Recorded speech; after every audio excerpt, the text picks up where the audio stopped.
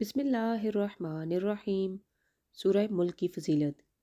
حدیث میں بروایت حضرت ابو ہریرہ رضی اللہ عنہ حضور صلی اللہ علیہ وآلہ وسلم سے منقول ہے کہ قرآن شریف میں ایک سورہ 30 آیات کی ایسی ہے کہ وہ اپنے پڑھنے والے کی شفاعت کرتی رہتی ہے یہاں تک کہ اس کی مغفرت کرا دے۔ وہ سورہ تبارک الذی ہے۔ فرمان نبوی صلی اللہ علیہ وآلہ وسلم ہے کہ یہ صورت ہر مومن کے دل میں ہو۔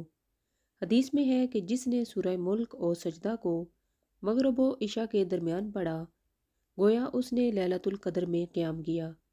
روایت میں ہے کہ یہ دونوں صورتوں کے پڑھنے والے کے لیے 70 نیکیاں لکھی جاتی ہیں اور 70 برائیاں دور کی جاتی ہیں۔ روایت میں ہے کہ ان دونوں صورتوں کو پڑھنے والے کے لیے لیلۃ القدر کی عبادت کے برابر ثواب لکھا جاتا ہے۔ جو یہ سورہ روزانہ پڑھنے کا عادی ہو وہ عذاب سے محفوظ رہتا ہے۔ حضور صلی اللہ علیہ وآلہ وسلم کا سونے سے پہلے ان دونوں صورتوں کے پڑھنے کا معمول تھا۔